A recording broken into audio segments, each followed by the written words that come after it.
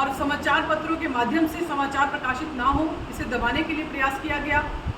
जहाँ से वो प्रकाशित होते थे वहाँ की बिजली गुल कर दी गई। तो आपातकाल का जो काला दिवस है उसे हम इस तरह से देखते हैं, इसको लेकर के आज हमने यहाँ पर एक संगोष्ठी का आयोजन किया, जिसमें हमारे बीच में लोकतंत्र के प्रहरी रहे श्री जगदेव चंद जी, श्री लुद्दर सिंह जी, श्री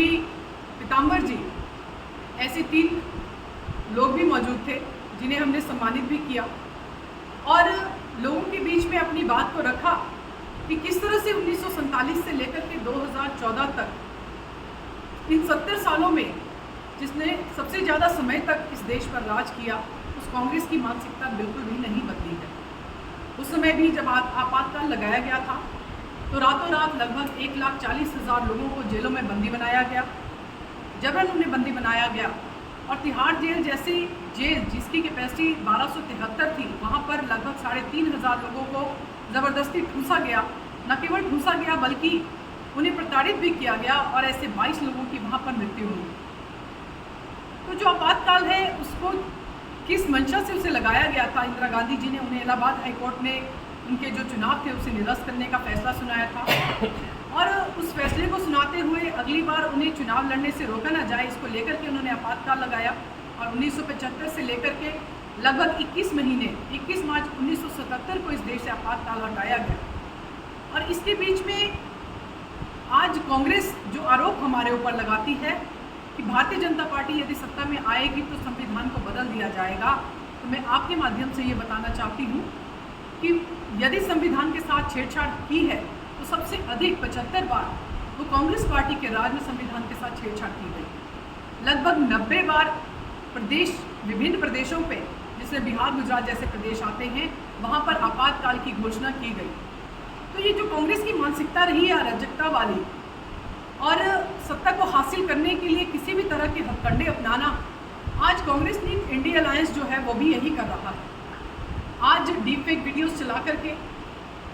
लोकसभा के चुनाव जो अभी 2024 में हुए उसमें डीप फेक वीडियोस चला करके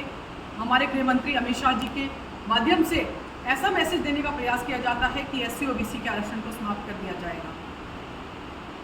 और इसके इतना ही नहीं, ऐसा भ्रम लोगों में फैलाया गया कि यदि भारतीय जनता पार्टी सत्ता में आएगी तो संविधान को पूरी तरह से बदल देगी और आने वाले समय में चुनाव ही नहीं करवाए जाएंगे। मैं आपके माध्यम से ये मैसेज देना चाहती हूँ कि जिस तरह से आज हिंसा का सहारा लिया जा रहा है, जिस तरह से वेस्ट बंगाल में संदेशखाली में हमारे कार्यकर्ताओं के ऊपर, आम जनता के ऊपर हिंसा हो रही है, अत्याचार हो रहे हैं, ममता बनर्जी जी जो TMC की वहाँ पर मुख्यमंत्री हैं वो मूक दर्शक बनी देख रही हैं।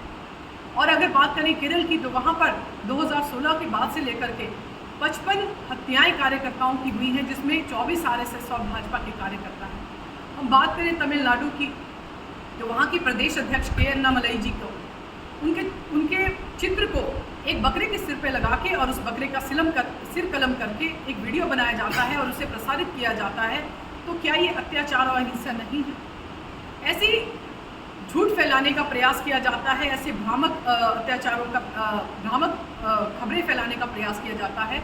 और इस तरह से अहिंसा का सहारा जो है आज कांग्रेस पार्टी के द्वारा लिया जा रहा है। तो हम केवल आपके माध्यम से आरोप लगाना चाहते हैं कि कांग्रेस की जो 70 साल पहले मानसिकता थी, जिस तरह से उन्हें सत्ता हासिल करने के लिए वो कुछ भी करते थे, आज भी वही मानसिकता है। उनके लिए परिवारवाद सबसे ऊपर है।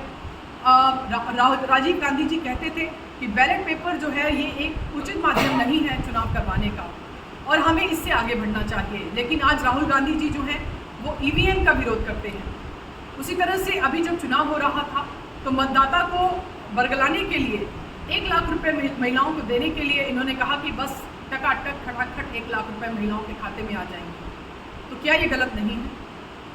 मैं आपके माध्यम से ये जो आपातकाल में हुआ है, जिस तरह से आपातकाल में इन्होंने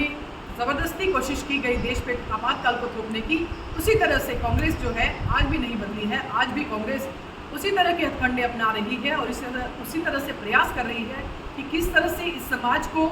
दिग्भ्रमित किया जाए, इस समाज को उसके पद हटा दिया जाए और कहीं ना कहीं ये प्रयास किया जा रहा है कि भारतीय जनता पार्टी की जो नीति है और नीयत है वो ठीक नहीं है। तो मैं आपके माध्यम से केवल इतना कहना चाहती हूँ कि आज जनादेश जो है वो भारतीय जनता पार्टी के पक्ष में जब आया है तो तीसरी बार नेशनल डेमोक्रेटिक अलायंस की सरकार बनी है और ये अपने आप में एक मैसेज है कि भारतीय जनता पार्टी की नीति और नीयत में कोई खोट नहीं है